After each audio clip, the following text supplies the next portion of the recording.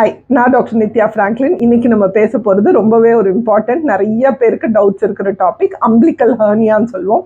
அதாவது சில பிள்ளைங்களுக்கு பார்த்தீங்கன்னா அந்த அம்பிளிக்கஸ் தொப்புள் கொடியில் வந்து ஒரு வீக்கம் இருக்கும்.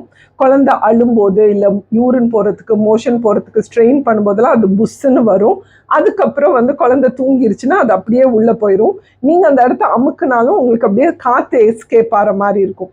நிறைய பேர் வந்து என்ன நினைக்கிறாங்கன்னா, நீங்கள் அந்த தொப்புள் கொடி ஆறும்போது வந்து அதை கவர் பண்ணி வைக்கலைன்னா இல்லைன்னா அதை பவுடர் போட்டு மூடலைன்னா காற்று உள்ளே போய் இந்த மாதிரி ஆகுதுன்னு. அது வந்து ரொம்ப தவறான ஒரு எண்ணம். இது வந்து குழந்தைங்களுடைய அப்டாமினல் மசில்ஸ், அதாவது அந்த வயிற்றுப்பகுதியில் இருக்கிற தசைகள் எல்லாம் கொஞ்சம் ஸ்ட்ரென்த் கம்மியாக இருக்கும்போது இந்த மாதிரி இருக்கலாம்.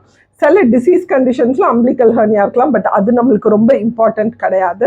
இது ஜென்ரலாக வந்து பெருசாயிட்டு சின்னதாயிரும்.